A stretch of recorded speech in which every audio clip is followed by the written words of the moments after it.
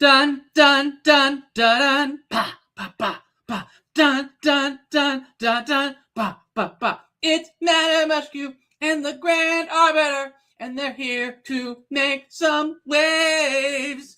It's Madame Askew and the Grand Arbiter, and we're here to save the day. Oh yeah, we're gonna save you from your boring linens. Beige is not acceptable. We're gonna save you from your boring hats.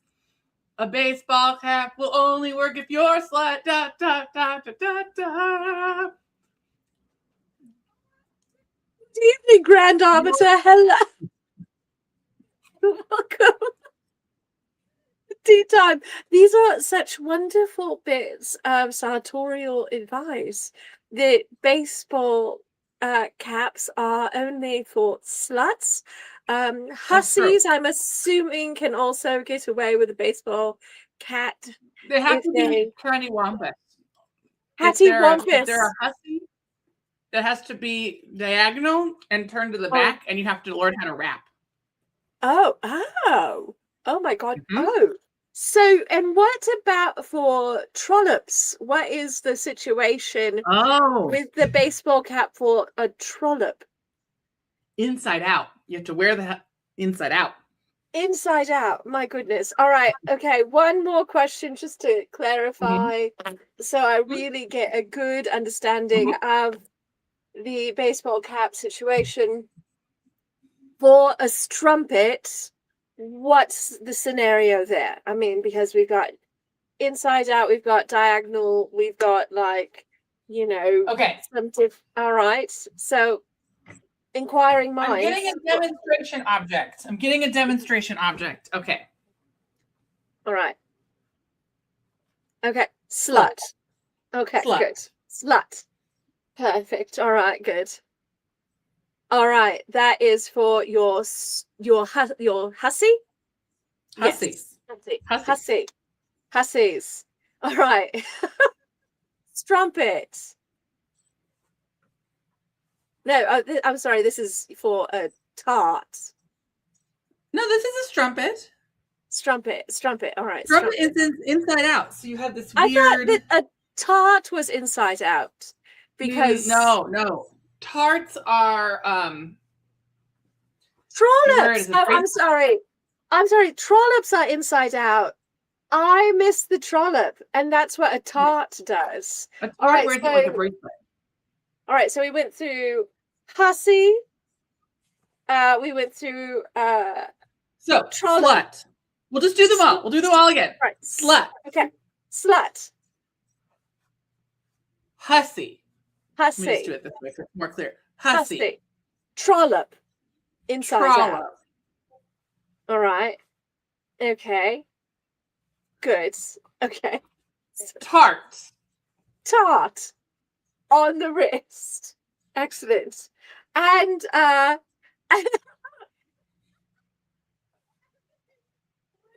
what does a strumpet wear? How does the strumpet handle this?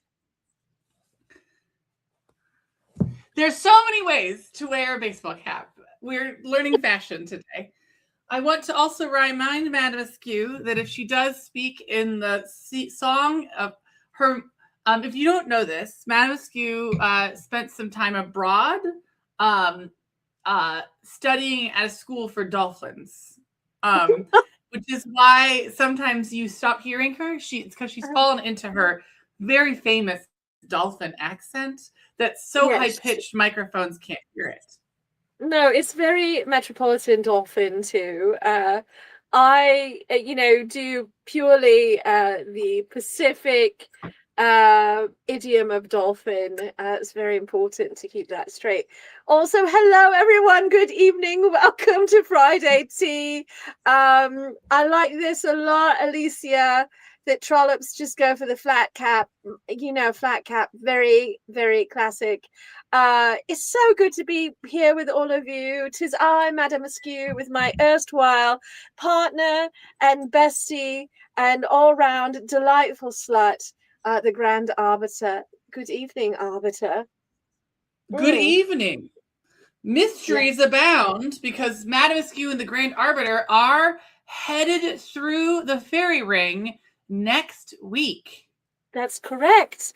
We are going to be going off to the Feywilds with the delightful people of Con Possible. We're traveling off to Terminus Manor next week. And so that also means we won't be here for Friday tea or any of our normal, regularly scheduled activities.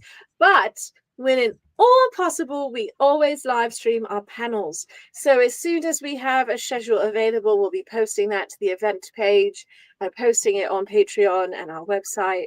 So you can check out when you might be able to see some of our ridiculous tomfoolery at the delightful Con Possible. If you are not able to be there with us in person, if you are coming to Con Possible and we're going to be in the same place, please come and say hello to us in person. Get some swag, come to a panel, come do something fun with us. This time around, we actually will have a bunch of new treats. We'll have some mysteries for you to solve. It should be a great time. It would be very fun.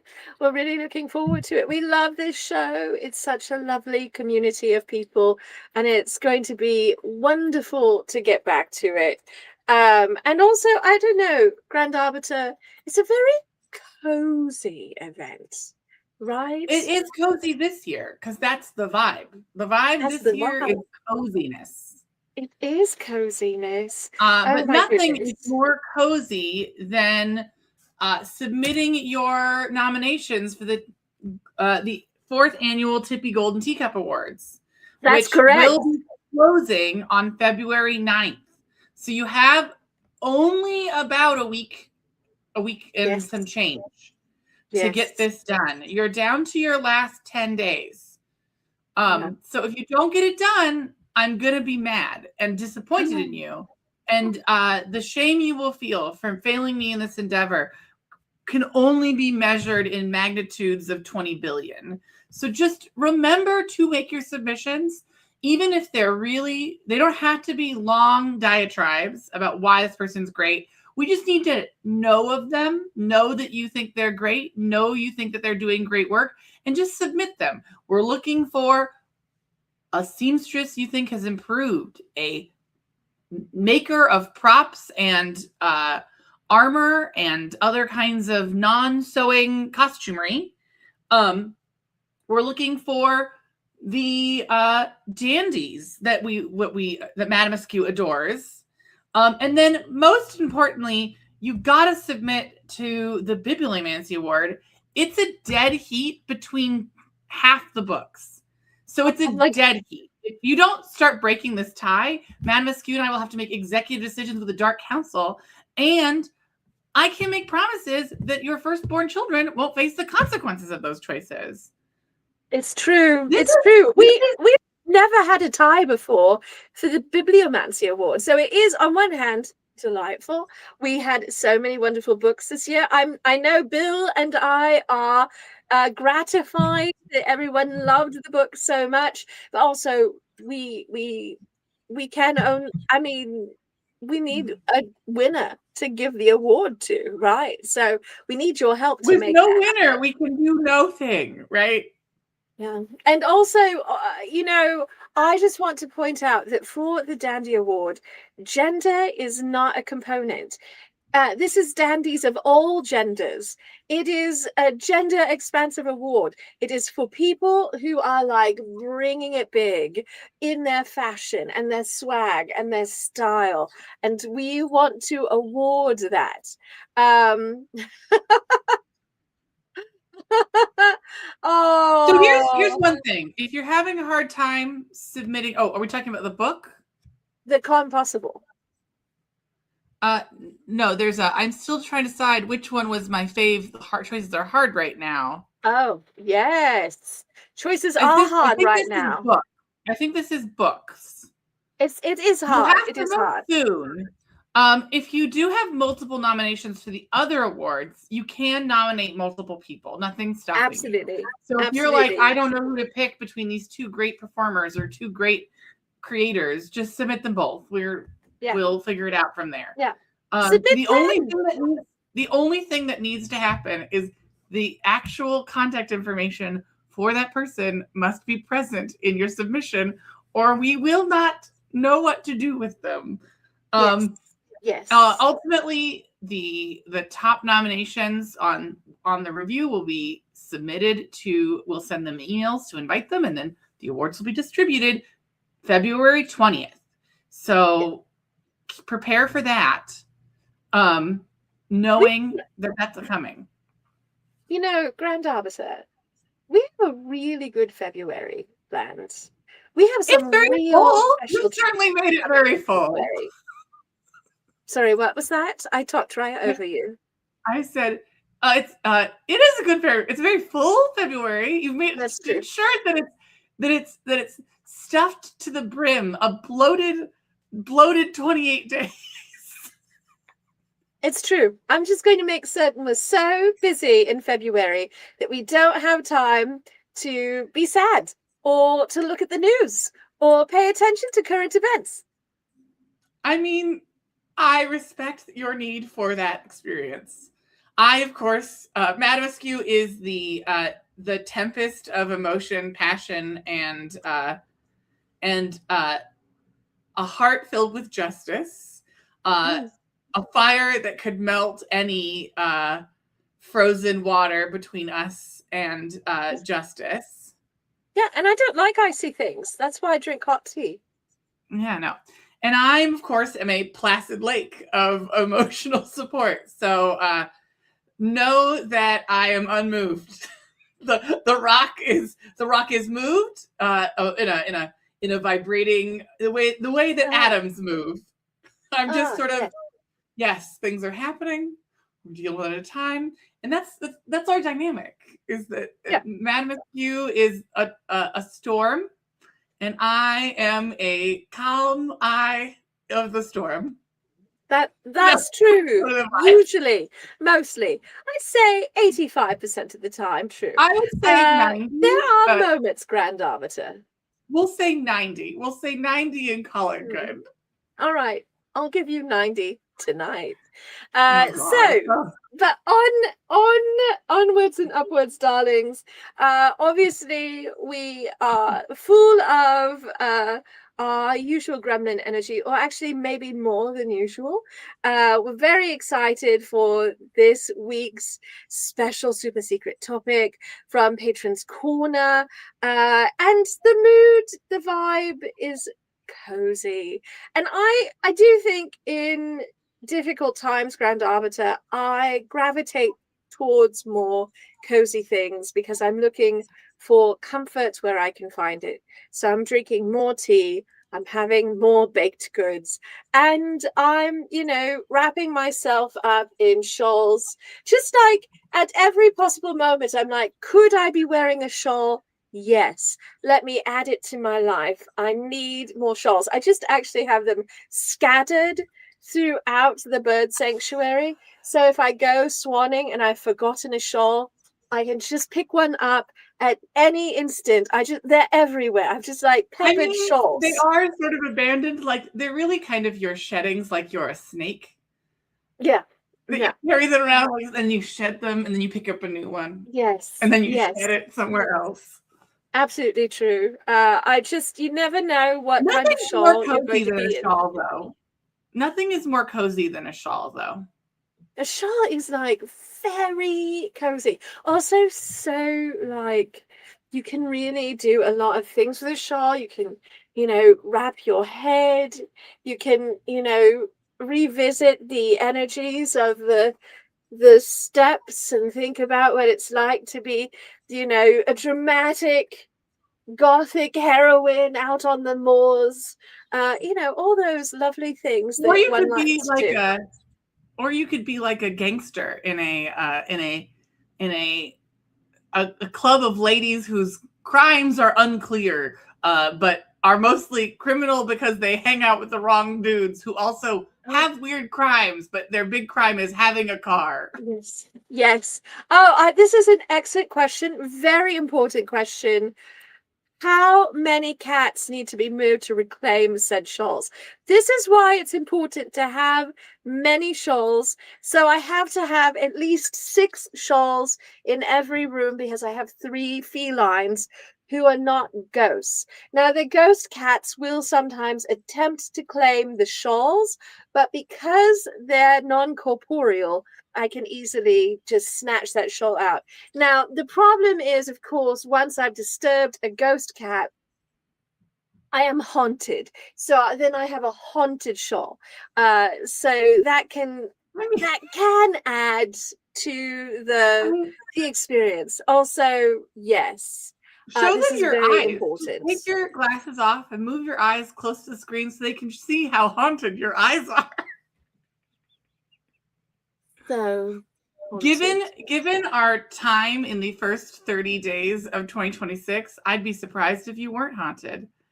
That's true. So I've got shawls for coziness, but we posited several options as we normally do on the Patrons Corner poll, Grand Arbiter, and we had a winner. It was pretty close all day, and then we had one sort of pushed to the fore, and I think you're going to like this one, Grand Arbiter. It is Snug Strategies. What makes cozy games so marvelous? So we're going to talk about why we love cozy games and what we think makes them so fantastic. I think that that's a great topic that I definitely didn't write. What I think is really incredible about cozy games is that they are kind of a wide genre. I don't think coziness is defined by like a genre category. I think it's actually more mechanical. Like the mechanics of a game are cozy. It's not really about the it's not really about the genre. So you could in theory have a cozy horror game, or you could in theory have a cozy romance game, or a cozy farming simulator, or a cozy XYZ. I think there's a few things that really define the mechanical requirements of a cozy game. I think one of the big ones is no clear failure points. So it's not. And go ahead, Grand Arbiter. Nope. Go ahead. So I'm just going to pause very quickly and thank everyone for your patience. We are having a little bit of lag on our end, and I've noticed there's some significant lag in the comments. So thank you everyone for your patience. That lag is outside of our control. So we're going to muddle through. But no, I think you're right. I think coziness is a feature that is not specific to one genre. It transcends genre and can be applied to a wide variety. And one of the things I think about cozy games, regardless of the flavor of game and the strategy, is that whilst there might be a bit of a competitive quality, because it's a game, there's always some sort of like little minor competitive quality at the very minimum. But I think cozy games tend to be not cutthroat. You know, you're not so head to head in like really fearsome competition. It's not a zero-sum game where somebody's going to lose horribly early on and not be able to play anymore. You're not going to be like knocking people out. You're going to get to play the whole time together and have a positive experience, even if someone is the ultimate winner. I do think that it's harder for those games to be like, I think that those games aren't inherently cozy. Like they're cozy based on behaviors of players, of in terms of like if they're in competitive, you can play Wingspan very competitively, and there's no reason you couldn't. But there's ways in which there are ways in which you could approach it that are more cozy, particularly when you're playing the cooperative version. Yes, absolutely. But I guess my point was not that my point is that a cozier game allows for a mechanic that is not, it's not House on the Hill where you're murdering people and they're getting, No, they no. can't participate anymore. Or You player elimination is straight up out. Yes. right, that's not on for a cozy game. Usually cozy games are something where you get to keep playing with your chums the whole game, right? And that Yeah. the Although, competition is not so brutal. so I would actually, I'm not. I don't think you're wrong that those can be cozy, but I think when we're thinking about cozy games, there's like two schools of thought. Because there are the video game component of cozy, which is different than the tabletop experience, which I think are That's different. true. That's true. Those are two different genres of, those are two different like areas of gaming, right? Like Yeah. tabletop and video games can have an overlap. You can have things like Wingspan that are both, but in general, they're like two different Yeah. things, right? That I live next to each other. and I think that like while competition can happen in cozy games, Yes. I think that if we're thinking about the overarching coziness, the thing that we're actually thinking about is how game actions affect one another, and can you build coalition in those games? Yeah. So like what do those strategies look like, those kinds of things. But I was going to start with something a little bit more like clearly defined in the cozy genre, because Yes. some games I wouldn't consider cozy. Like I think that Wingspan is a great game that I can play cozily with my friends, Yes. but I Yes. don't consider it really a cozy game in the zeitgeist of coziness. Right. No, it's certainly, I think, cozy adjacent, because the art has some, really beautiful qualities that give me a bit of that aesthetic.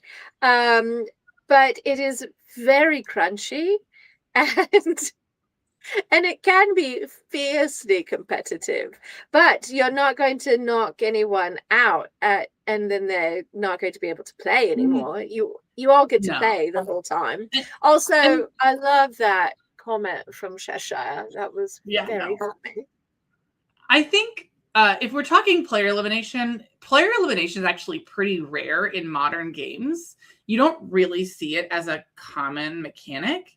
Um, uh, and so I do think there is something to said, like you cannot really do cozy with player elimination. That's just Yeah. fresh out. Right.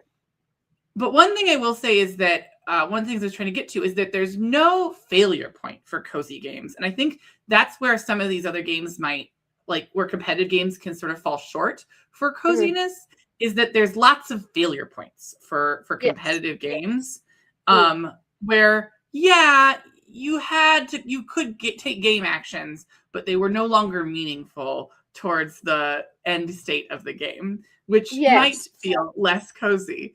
But with cooperative games, which aren't necessarily cozy, but ones that are, like, I would say that by its very nature, many TTRPGs are cozy because the failure point of a TTRPG is there isn't one. Yeah, and just to go ahead, Grand Arbiter. That there isn't like a failure point for anyone to be eliminated, but also that failure is a change of stuff happening. It's not necessarily one where you're like punished. It's more like now the story is about this, right? Yeah. Also, you can cut. I think what you're getting at and what I'm seeing as well have are aligned, because I feel like there's usually a pathway back from failure too. And maybe that is, as you say, it just is a change of state. Maybe it is that it shifts the game, and now the game is about that thing. But also, I wanted to clarify for those who do not play games, TTRPG is a tabletop role-playing game like Dungeons and Dragons, for instance. And I do think that TTRPGs have a high potential for being cozy, but it depends entirely on your game master and the people you're playing with and how they approach the game. I think we're in a real golden age of TTRPGs, and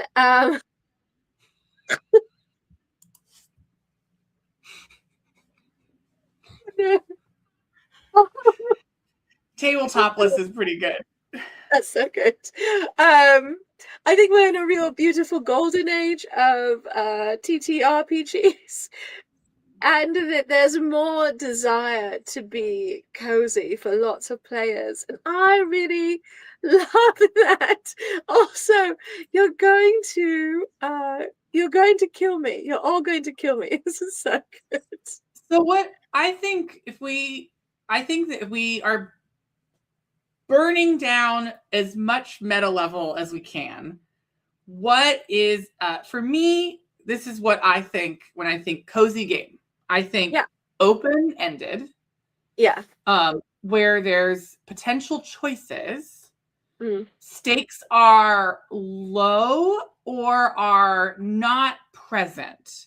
So maybe there's like a bigger meta threat conceptually, but that is far in the future or is something that you are mitigating from a significant distance. Jesus. Okay. Well, this is the show now, is the Cheshire's stand-up show. Cheshire's exclusively D&D themed stand-up hour.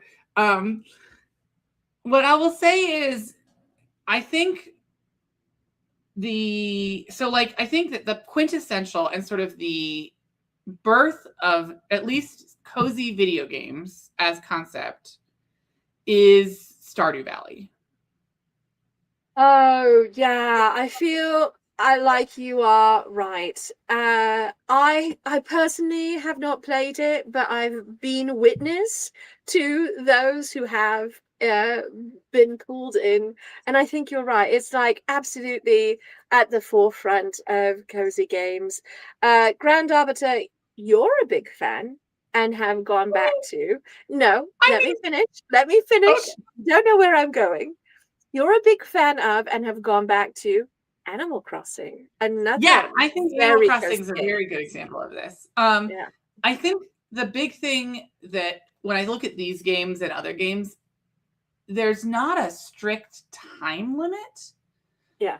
There's like some arbitrary time limits, but like there's no consequences for going past those time limits. Yeah. Other than like maybe you have to do more work at this particular task for a little bit longer.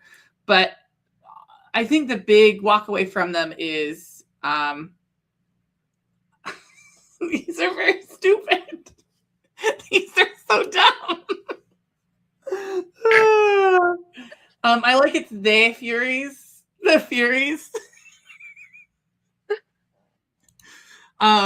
No, I think that in order for a game to be cozy, the consequences of failure must be minimal. So I think that is where I think this sort of stuff lies, and why, like, I actually think video games have a much higher coziness quotient, as I describe it, because it's a thing that remembers.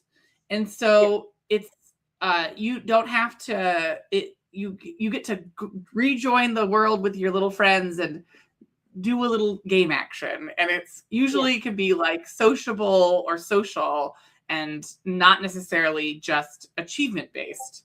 Yes. Well, and I think what's really fun, Grand Arbiter, is that more video games are embracing at least some of those qualities. So even when they could be very high stakes and very competitive. There's an avenue you can take that's cozy.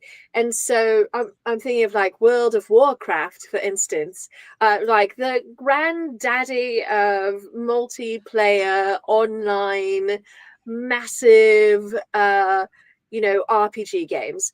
And nowadays, very recently, World of Warcraft introduced an opportunity for you to build a house and decorate a house and have neighborhoods and just spend all of your time decorating your home. Very like Animal Crossing vibes, right? I do And I think that the social games tend to have cozy components. yeah, So I think that is what I would say. Yeah, I think you're right. Is that all massively multiplayer online games, they require those cozy components, and I think it's because they're trying to get the widest diversity of gamer experiences in their game, right? Which includes some of these more cozy elements.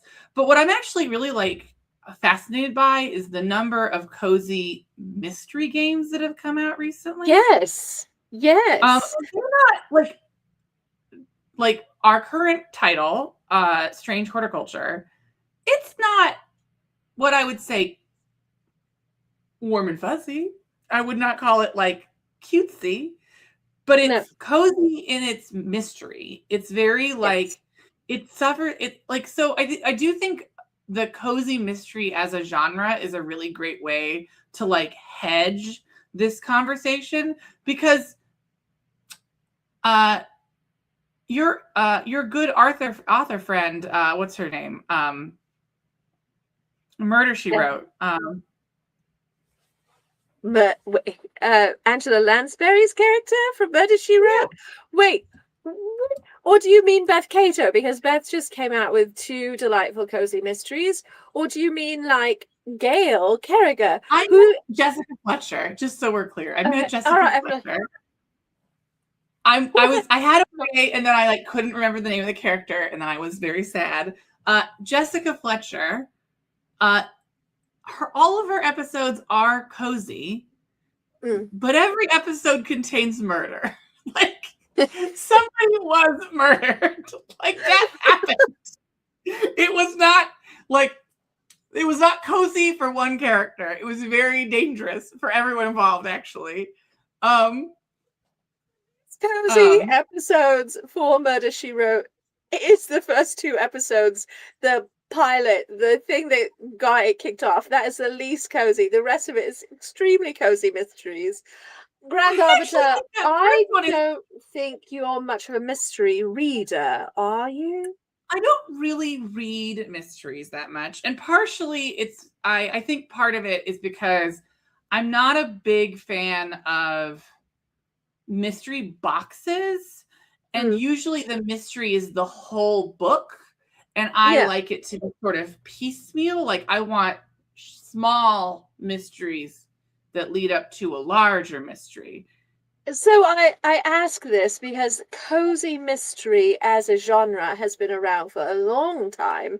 These like sort of I think they come out of the Miss Marple tradition of mysteries. Yeah. I mean, and so there can be something quite terrible that's happened, but there are lots of cozy vibes around like figuring out this mystery. Like we stop and have tea a lot and then look very like archly at people and watch them and look for clues whilst we're having tea and scones and like maybe knitting a lot or what have you.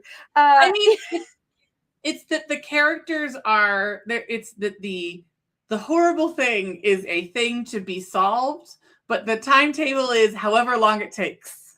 Right. And so I think that's why we see in part it's like helped to shape some of the coziness in the game space, because there's this wonderful connection back to the literary experience. Like people are already used to reading a cozy mystery, so having a cozy mystery as a game feels like a really reasonable offshoot from that.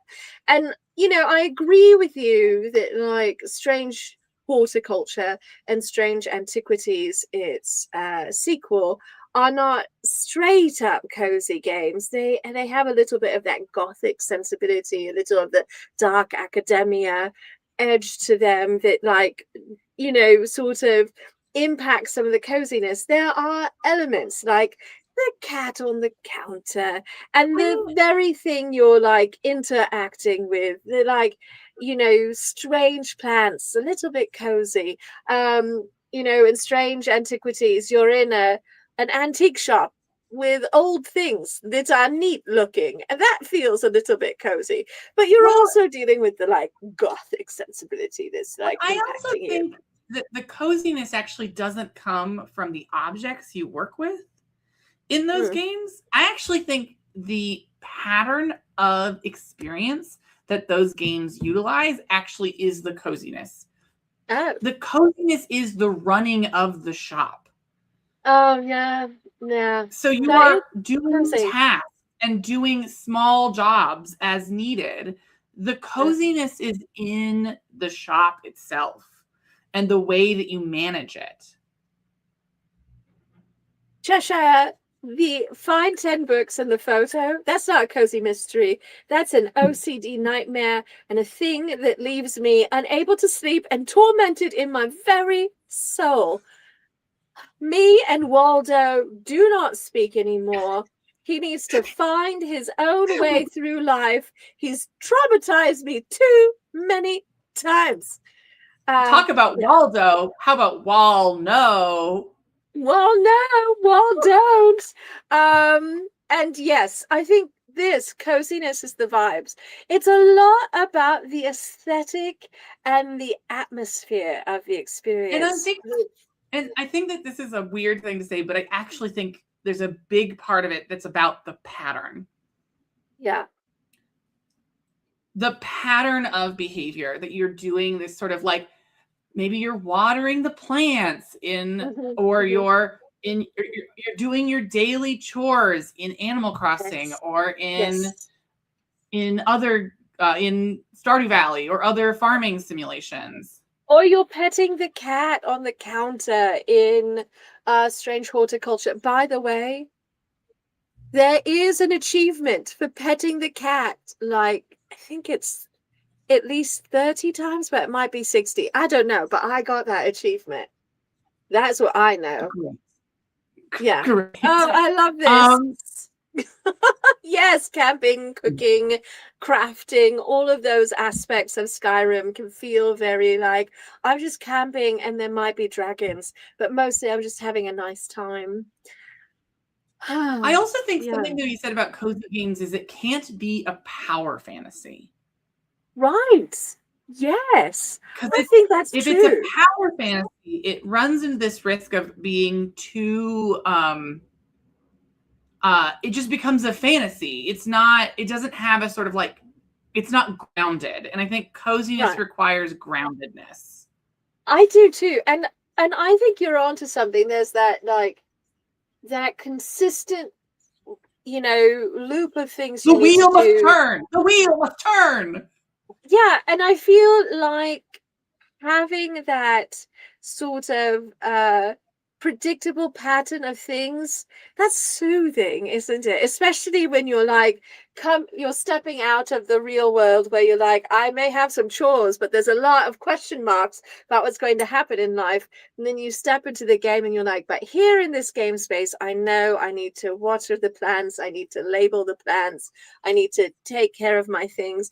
And I do think we have some of that in our actual lives, of course, darlings, but like that game play loop is really a part of the cozy experience.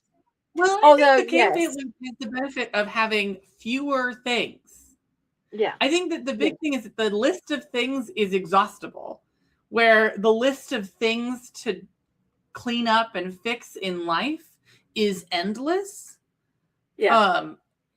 Like one of the things that some people complain about Animal Crossing, but I actually think is part of its charm, is Animal Crossing is you don't know that much about it. generally. I've only talked about it sort of generally. It's important to note that Animal Crossing is a real-time game. So things in the game only change through time actually passing. So who visits your town, flowers and plants growing, resources accumulating or being able to access new ones, those are all time locked.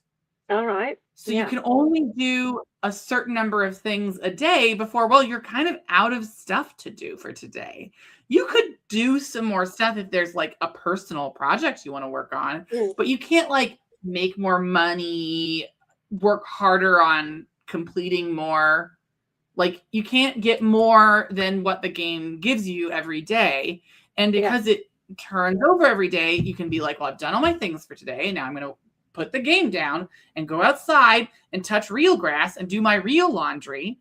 And then the next day I go back and I can do the same pattern, and you build up these sort of like things, and it's exhaustible. It's not a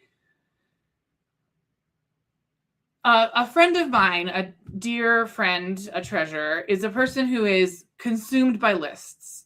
A person who is constantly thinking about their list, and their list it consumes their life if they keep things on the list. And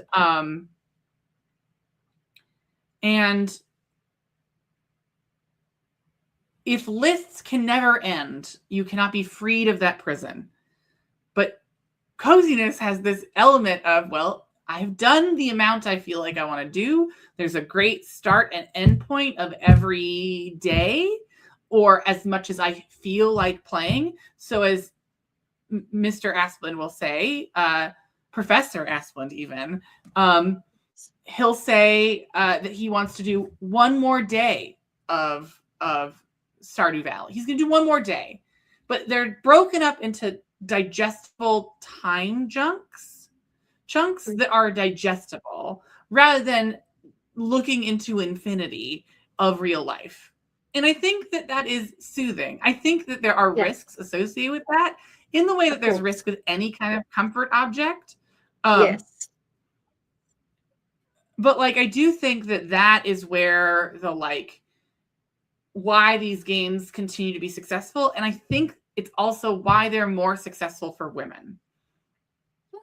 And I think that there's a reason why this is like, look, there's definitely some sociological reasons why coziness is highly sought after in many types of experiences right now, including games and fiction.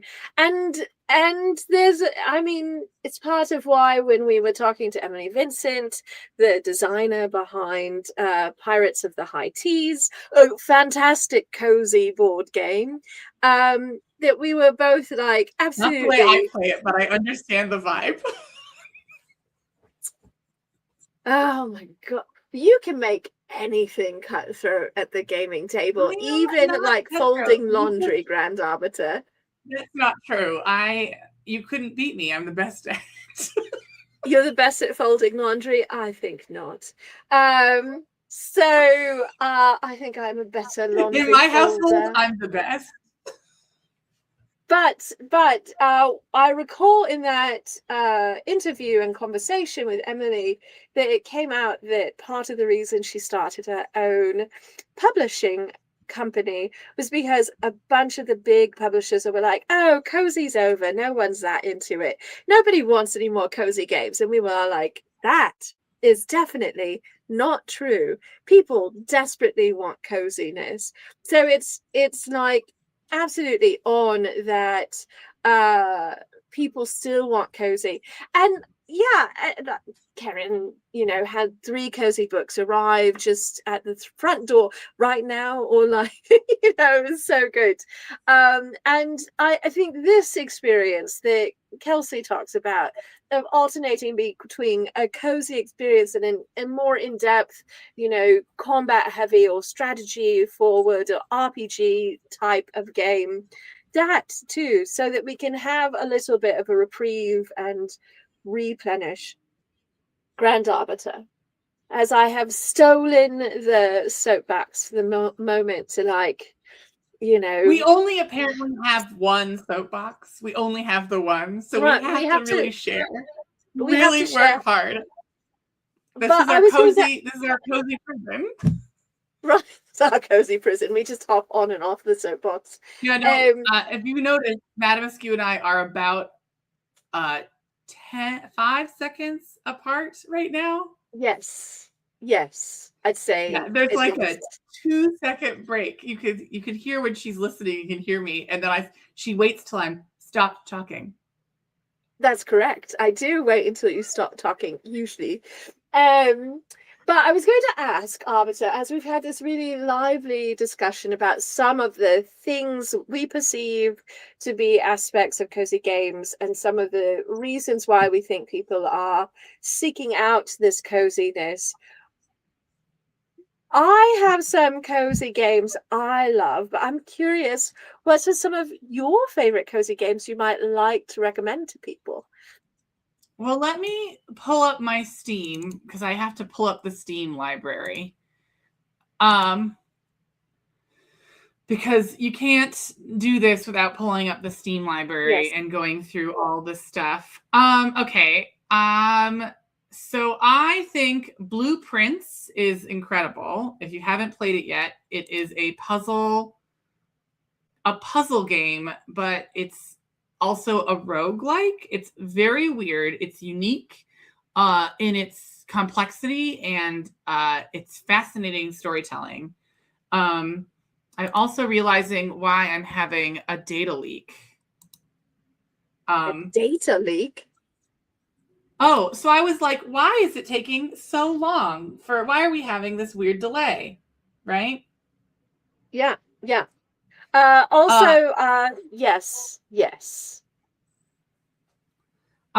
The reason I'm having a data problem is that I have updates for video games that we're trying to download while we were doing this.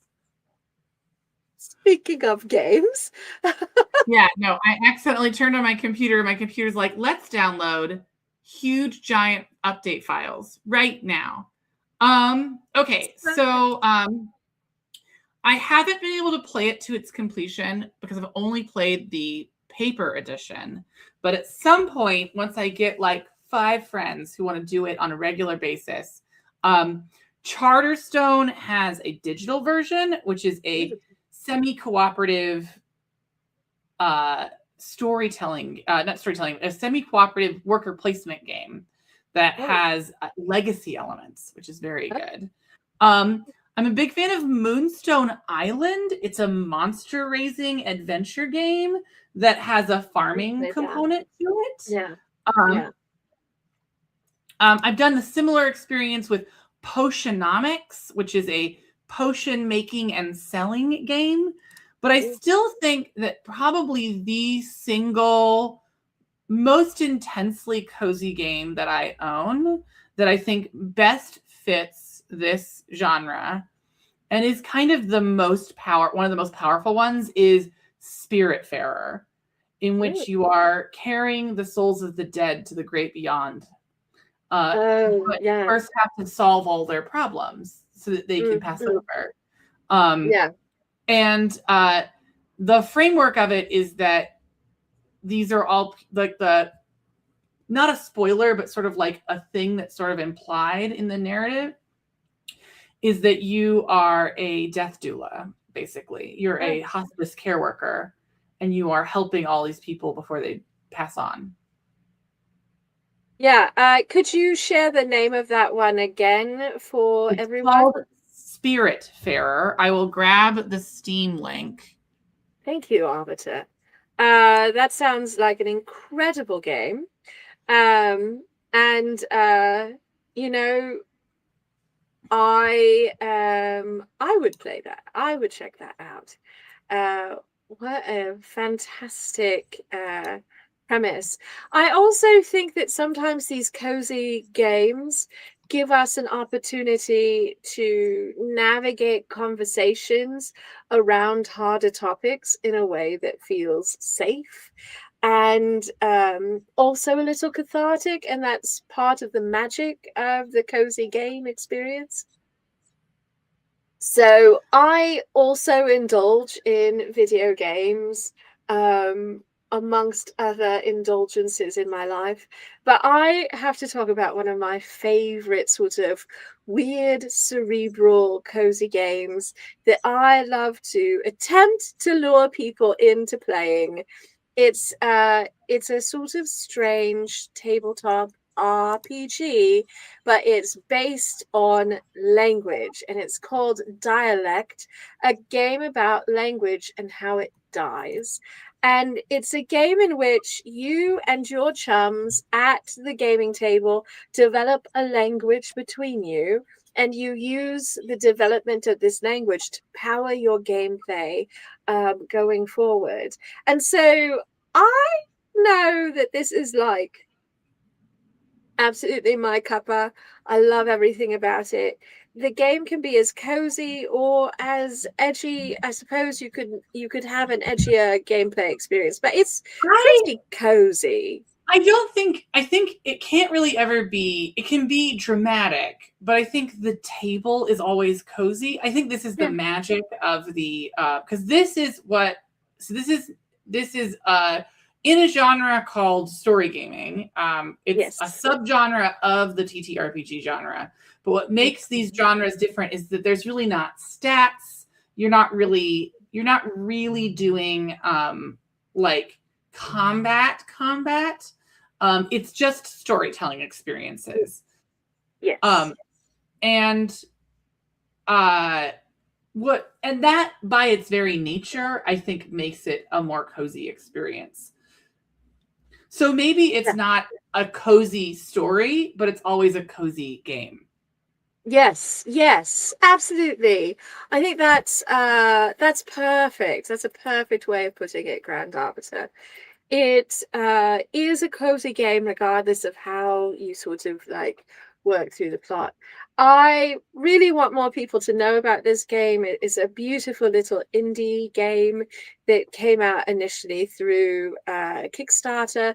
This particular company does uh, is really about language-based games. They also have this wonderful sort of arcane board game type experience called Zeno Language, that I also love, but is a bit less cozy than I think they're very similar in nature. I just think Dialect is just a better game, is the problem.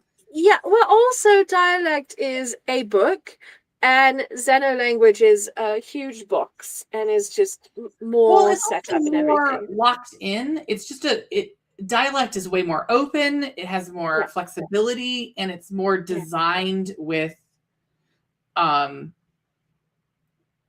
it's designed with a very specific experience in mind. yeah. And I think that Dialect could be played a large number of times, Mm. where I think the other game has a fairly limited number of times that it can be played successfully. I think you're right. I think you have limited replayability on Zeno Language, although it's beautiful. And if you are in my vicinity and you want to play it sometime, twist my arm. The answer is yes. So It does uh, take like 6 hours. yeah, it's like an all day experience. So So we have to snap. it's not a thing that you can just whip out. It takes your whole day. It is we've committed to spending the day together all day, from noon until night. I also, you introduced me to a lovely little tabletop game called Love Letter, sort of like a cozy romance game. Depends on It's how you play Love Letter. sorry, what? Depends on how you play Love Letter. Oh my gosh! Like, look, I'm like, it's so cozy, and you're like, I can make it not cozy. No, the reality for me though is that that Love Letter is so cutthroat and competitive. Huh, interesting. Yeah, no, every time Interesting. I've played it, it's a very like it's a you have to really know the game. It's one of those like you Oh. must have tight play patterns. There's Oh. the thing is that with any game that has sort of like statistical analysis as part of it, Okay. it becomes this whole, it attracts the wrong kind of brains for coziness. I See. am not the what I would call a particularly cozy player of games. Mm, There are a mm, number of games that I enjoy, but I would say that their coziness aspects are like actually secondary to the other mm. things I like about them. Um, Yeah. uh, uh, but I do think that when it comes to cozy games, I do think that your approach to the other game that I've shown you that I think is a little bit like, I think that there's two ways that you can do a cozy experience, right? There's the Yeah. coziness in the game itself, or the coziness of the experience it creates within the space. So like Yeah. I'm obsessed with Cosmic Wheel Sisterhood, and I and it didn't do very well. It did fine. Mm, It's never gonna get like a sequel, and nothing's ever really been like it again. mm. Um uh Love Letter, alternatively known as Sext. Very silly. Yeah. Uh so Cosmic Wheel Sisterhood is a fairly short indie title in which you make tarot cards, but a big part of the Mm. game is just artistically designing them. It's not Oh like yeah. that's not like the game mechanics are. There's like a story component where you're trying to like build your tarot cards so you can Mm. prove that you are building a better universe. Yeah. But like that's really secondary to trying to like solve the problems of the people that you're encountering and helping them solve their problems. So I think that like again, I think part of the issue for me with cozy games is that there's so many that are like the coziness of them is like how risky are they, what's the like experience Mhm, they create, mhm. and like I do think who is playing them and why and what gravitates towards them really Yeah. defines coziness more than any other factor, because Yeah. the reality is anyone can play a game cutthroat and That's true. competitively. You can That's make a true. contest of like, oh well, I wrote all the best words because we used them the most, and I've Right. marked Yeah. them all and measured how good my words are. Like, That's true. That's true. Anyone can destroy the cozy vibes of a game. It's true. So you want to like choose your companions in gaming with care. and I also think it I, helps. I, Oh, go ahead. I, I do think some games are more ripe for coziness. So this is a game I know that you could play hardcore Grand Arbiter and turn into something very competitive. I can't not. But I must. I don't need to win every time, but I mm, must play like I should win. yeah, yes, I will you. not. I will not sandbag. I will. You will earn every victory you get against me, so you can treasure it in your cozy heart. That's my coziness. Yeah, especially if you're a brand new beginner and you've never played the game, don't worry, the Grand Arbiter will play like you're a veteran. No, Um, that's not what happens. I tell you exactly what I'm going to do, and then I do it. Yes. So the game I'm talking about and I linked to is called the Tea Dragon Society. It comes from children's books. It's a lovely, soft game with beautiful art that's about memories and sort of development through the seasons of your life. And there's a competitive quality to it, but it's, nothing about it is that brutal. Even if the Grand Arbiter is playing as hard as possible, it's still not that. It's not like sitting down No, no, at a game of uh, magic with you or no, something like no, that. no. You know. But here's what I will say: not every cozy game is for every cozy person. That's This true. game is very cozy in my mind, and it's actually a very popular cozy title. It's even in its store description. Um, hold on, even in its store description, it's described as a cozy game. I believe that like the terms that they use to describe it are oh gosh, they usually have like a cute little subsection. Where did it go? Puzzle, relaxing, cute, casual, cute, casual. These are all the titles of a cozy game. It is Madame Askew's absolute worst nightmare. Every time she's seen this thing, it has put her on edge, and she's told me there's nothing cozy about it, and it is a nightmare of darkness. And that's a little to the left, which is a cozy title to lots of people. Yeah. But to Madame Askew, it is a poison that might kill you. Yeah. I thought you were going to mention Root, and I was like, oh my God. Oh, no. Root's not cozy. I would not in any universe describe Root. Root looks cozy, looks very cozy from the cover. It's an area control game. It's not cozy. It's war. I hate that game. I hate It's that war. game so much.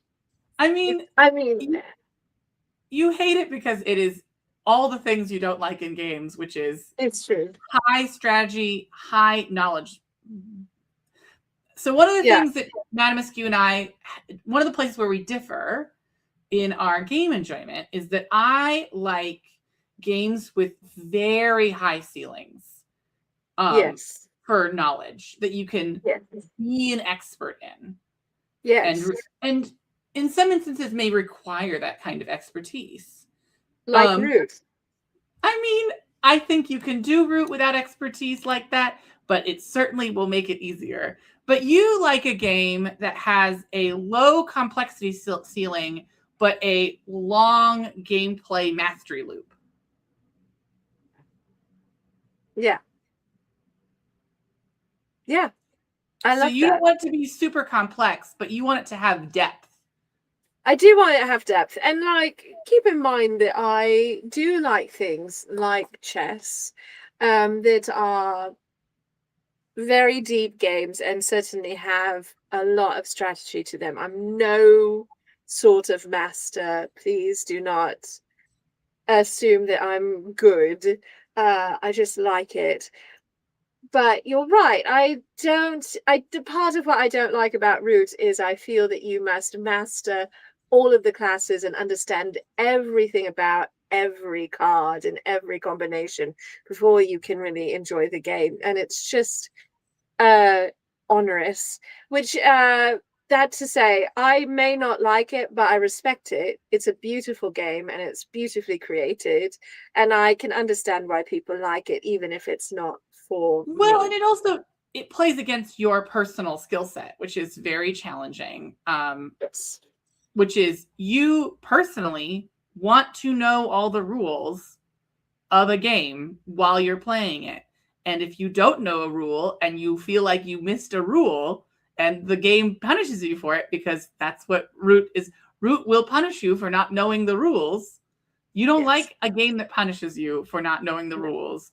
And not knowing like strategies. I mean, it's just sort of like, it's similar to like Risk in that like, yeah, there's a bunch of weird strategies and a bunch of weird information, and you don't like either of those games.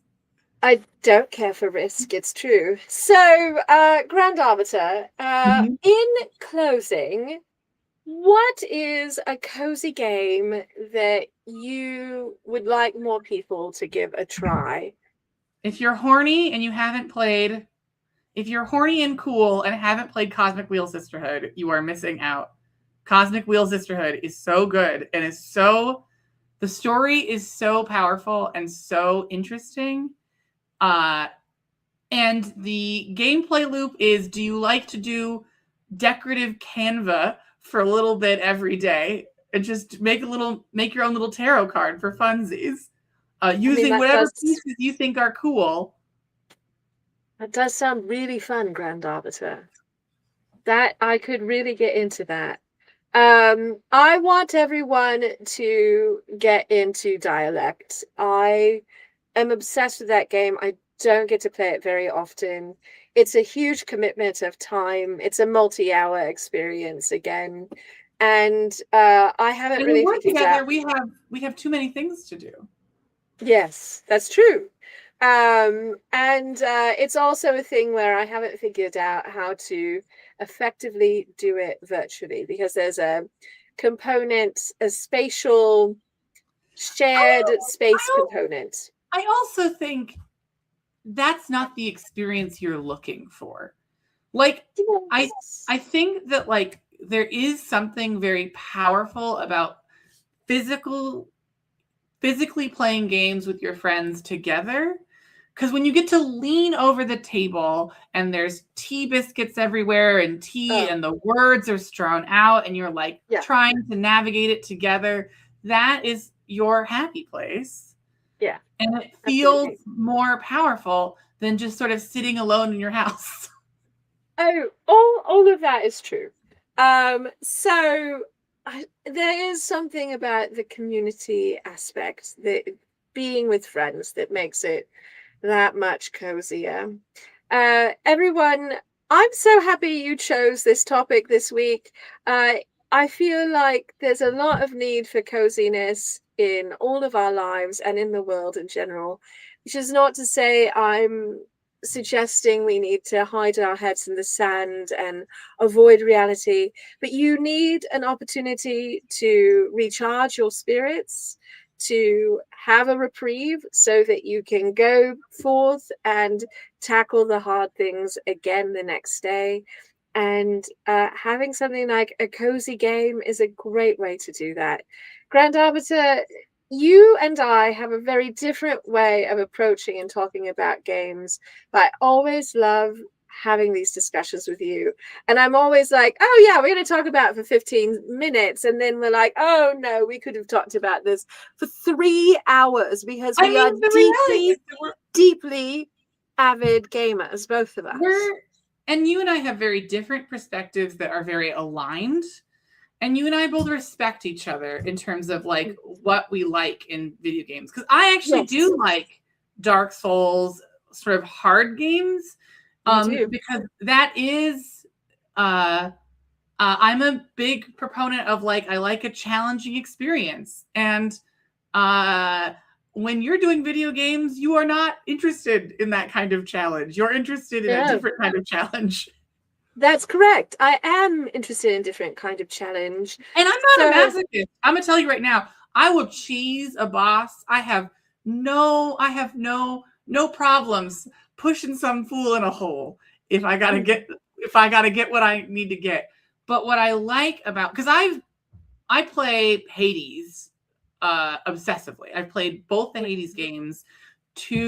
I played them on during pandemic and I showed them to you and showed them to everyone who was playing. I think I'm pretty good at Hades games. I think I was pretty good at these little yeah. experiences. And figuring out little combinations and all the little experiments are what makes that experience good for me. I'm a very exploratory mechanics wise gamer. I want to know everything about everything and I want to explore all the possible options.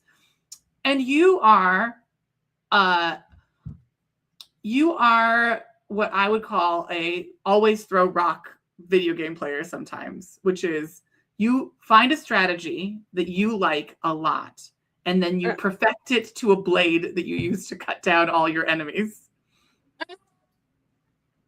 I'm not going to argue with you. That is definitely true in a How many number of times have ways. you gotten a science victory in Civilization?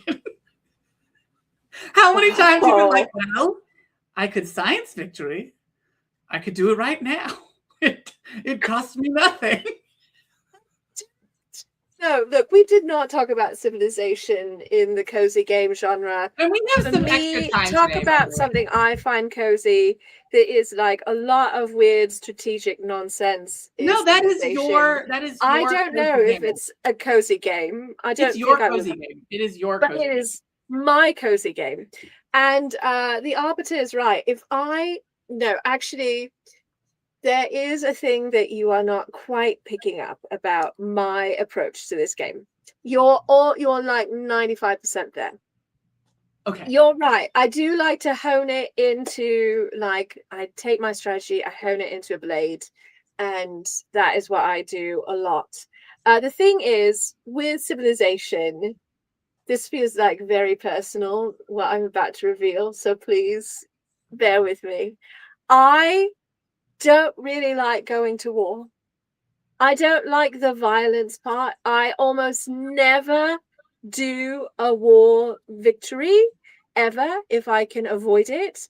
What I will do mostly is either a culture victory or a science victory. I do one of those. I want to be so cultural that everyone wants to join my country, or I want to be so scientifically advanced that I create Star Trek for everyone. Those are the two things I go for. And if I accidentally work my way into an economic victory at the same time, that's fine. I also look, I Grand Arbiter. I feel like I've come a long way because 10 years ago, I would not even admit to being a gamer in a public space. I was very closeted gamer, especially when it came to video games.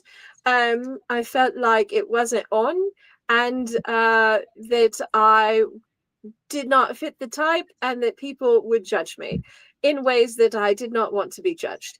And so I was very secretive about this. But the truth is, I also really love things like Skyrim. And when I play it, I'm going to explore every aspect of that world.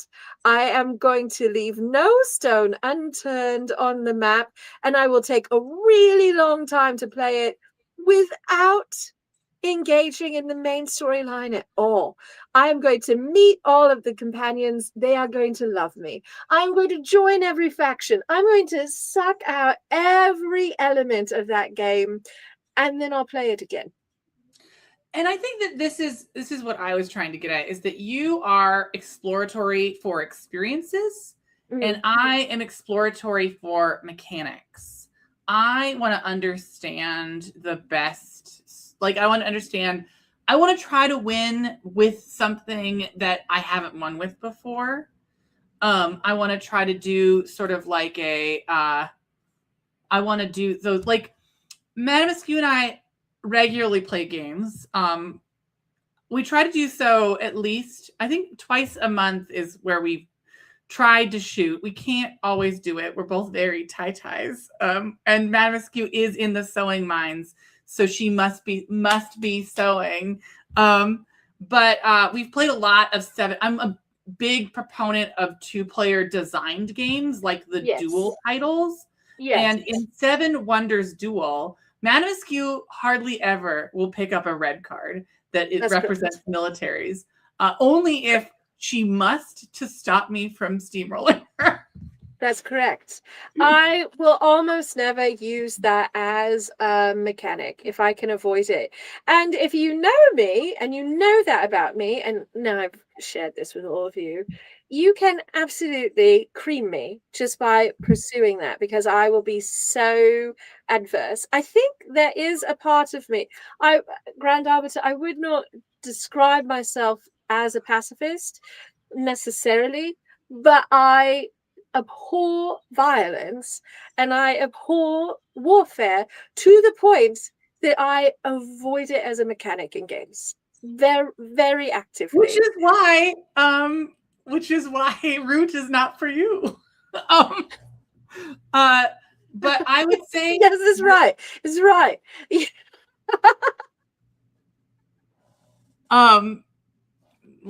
Lord, y'all are ridiculous. Don't reply to that comment on the We're not screen going to and even not bring it up. That no. is no, Too spicy. Too spicy. But what I will say is, I think it's one of the reasons that you and I enjoy games. When we enjoy games together, we enjoy them from such different angles that we can sort of share things. One of our big titles that we got kind of obsessed with this last year was Vantage, which is, I think it is less cozy than I'd like it to be sometimes. But Vantage is incredible. It's an incredible experience for a group of people, which you can play virtually with very little effort in some regards. Yeah. And I do think that that like finding games that connect you to your community is more important than finding cozy games. So if you're looking for what cozy in my mind, there's definitely like a brand. There's a brand. There's an aesthetic. But like sometimes a game might look cozy and not be cozy. And I think that you find the coziness within is a really important component. I think you're right, Grand Arbiter. And also, look, this is part of my antipathy for Root, if I'm being really, really honest, is it looks like it should be much cozier than it is. And I cannot find the coziness within for that game. Again, this is a cat that only knows domination. This cat only knows how to colonize and how to destroy communities. I'm so disappointed in the cats.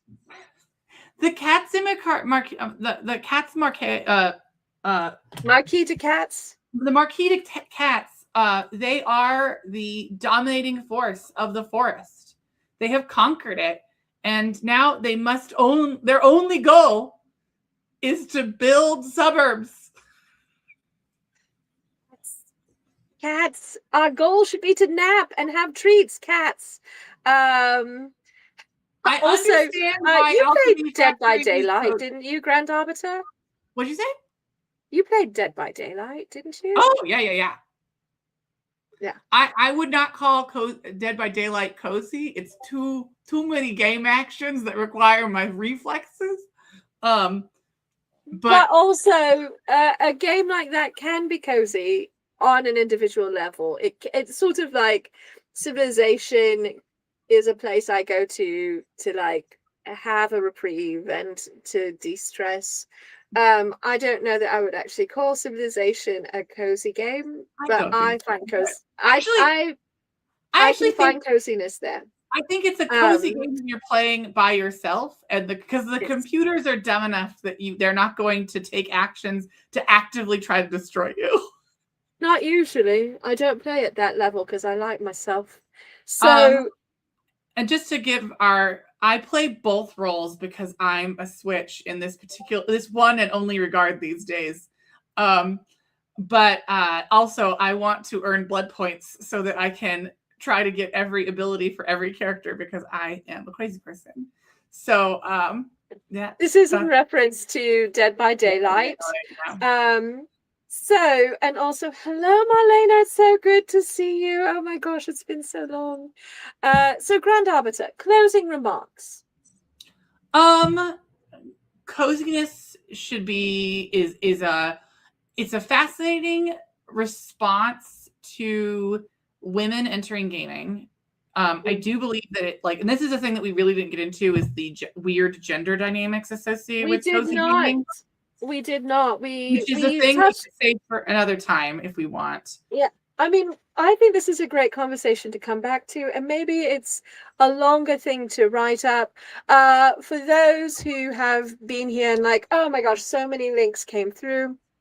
I will try and capture those links and post them in a greater, longer post so you have access to them. And yeah, I do think that this would be an excellent discussion and maybe one we could invite Emily back for, or some, or Well, what have you. we can invite lots of cool people, but that can only happen if you join us on Patreon and you vote for your weekly thing. This week didn't have a ton of votes, mostly my fault, but we will endeavor to persevere. Remember that you want to vote because it makes it so you can contribute, and we want you to be in our Patreon, even for a single dollar. At this point, we just need the spiritual dollar. The dollar is not going anywhere. It just goes to some other person that we're also patroning about that $1 that travels. It's the amazing travels of the wandering dollar. But every dollar that you contribute makes that number go up. That reminds us that we should keep fighting to keep doing this. And we're going to be honest, because if we're being cozy, coziness comes with honesty. It's hard right now for everybody. Very hard for us content creators. I don't like thinking of us as content creators. I think of us as artists. I think of us as entertainers. Oh, Madam Askew is going to be back in a moment. I think of us as artists. I think of us as entertainers. But there's a big way in which we are. There's a big way in which we are content creators.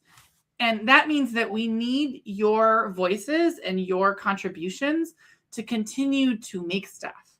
And so please do your best to join us, even for $1, or just join our Discord and just chat there. We just need to be reminded that the work that we're doing matters and that you want us to be here, keep doing this nonsense.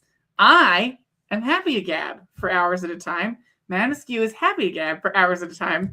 But it only really, this is also a very complicated and interesting discussion, to say the least. And I think it's a much more complicated one than people. I think it's much more of a ball of twine than people really realize. But the best way to contribute is to be a part of our community and engage with us. And we want to, and that's kind of what we try to do every day. And with our content, with Madam Askew, I'm going to tell you right now, she's not here right now. She's not here. Don't look at her. Don't look at her. She's not here. Madam Askew works so hard to write these long, very long descriptions of every book she's ever read, apparently, and selling you on why they're amazing. And we just need to know that you're seeing those and you enjoy them. If you enjoy the stuff, like it, or just comment on it, or say anything so that we know that you're there. Because right now, we understand that we are sort of your cozy spaces in some ways. We're trying to build a cozy space. That can only happen if you keep feeding the fairies attention. If you don't feed the fairies attention, they die. And I am feeling peckish. So keep that in mind, and know that we are really excited to, when we get back, Madam and I are considering doing some crossover streams for Tuesdays, to do crossover streams with gaming and sewing, so that Madam Askew can sew when she's doing something boring. We can be playing some strange horticulture. And so we will be, that's something we're considering. If that's something you're interested in, seeing more of strange horticulture, which we really do want to bring to you, but we can only really do it if all of you say, yes, we want this. So please let us know in the Discord, which Madam Askew is going to share the link to now. Well, first I'm going to share the link to the Discord. You are very welcome there. We love having you there. I'll say this, it's my favorite place to engage with all of you. And it's the place I am most often. I also want to share that I may have put together this little list this week of very quick, very short recommendations for a few books that you could pick up to support some small independent publishers, authors, and bookstores in Minnesota right now. Speaking of books, and I hope that you will take a look and see something that you like. And let me grab that Discord link for all of you. Everyone is welcome in our Discord server. The caveat being, we don't make space for jerks. There's no space for jerks.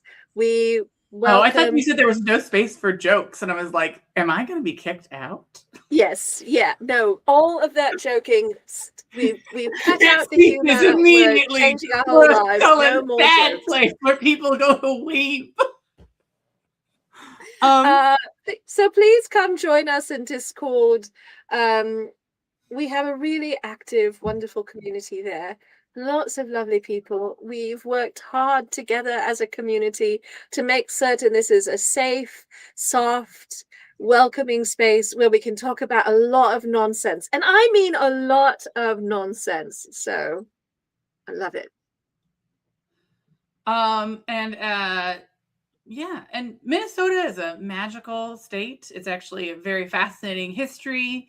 One of the states that's working the hardest to solve a lot of their own economic crises, as well as has a fairly successful support structure for their communities.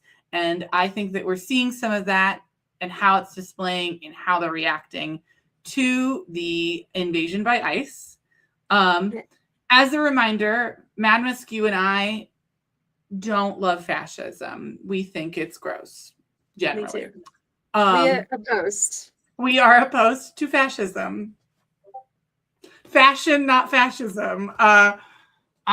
So with that, know that we are here for you guys to connect with and speak to.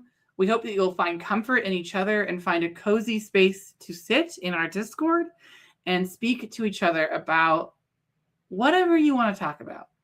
And that can sometimes be hard. They're all fairly well organized channels. There are quite a lot of them, but that's so that you can talk about the specific thing you want to talk about in the right place. So you can be found by the other people. Also, because it's like being inside my brain, the way it's organized. And also, I cannot be contained when I could have a cute name for something that has vibes. I'm going to give it a name with vibes. But we do have a channel description breakdown in the sort of opening matter, the guide. And so you can look and see what the channels are. But also, frankly, people will just be helpful. If you're like, where do we talk about this? Or what the heck is this channel about? Someone will tell you. It may be me, but somebody will be your guide. And Madam Askew is rabid to discuss Bridgerton. Just absolutely foaming at the mouth, incredibly insane to discuss Bridgerton. So please, and we will also discuss Star Trek because I'm going to tell you right now, everyone who complains about Discovery era Star Trek are wrong, incorrect, bad people. Reject. I reject Discovery, hate. Discovery season 1 is a hot mess in the same way that season 1 of every Star Trek has been a hot mess. But I got to tell you, season 1 of Starfleet Academy is turning out to be a smash. Absolutely. I love One Trek Hill. I think it's great. If you haven't seen Starfleet Academy yet, it's incredible. So enjoy your Bridgerton, enjoy your Star Trek, enjoy your heated rivalry. That was where I was going. And know that we are here to talk and enjoy and connect with you as needed. But you're all really important. And most importantly, fuck ICE.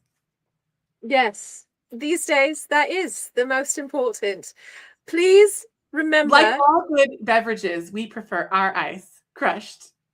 crushed, or frankly, I just drink hot tea. So, my darlings, as we are going out after these like myriad conversations tonight, what an incredible time it has been. Please remember, no matter what, to treasure yourselves as we treasure you. And that absolutely means getting your vitamins and minerals, staying hydrated, drinking the good tea, putting on your favorite accessory to go forth and do good works out in the world. Be safe, take care of each other, and we will see you online and in person at Con Possible. So keep an eye out for our schedule coming up, and come join us on Discord to chat about all the things. We adore you, and we will see you when we get back from Atlanta. Although I'm doing the Crafternoon tomorrow afternoon in Discord, so come hang out. And Grand Arbiter, I don't know, we may or may not do something on Tuesday. So we'll see you know. You'll let us know. Cheers. Cheers, everyone. Be strong, be vigilant, be kind. Destroy your enemies with silver-tongued words and cruel fists. Mostly tea and words, though. Yeah. Good Bye, night, everybody. everybody. Cheers.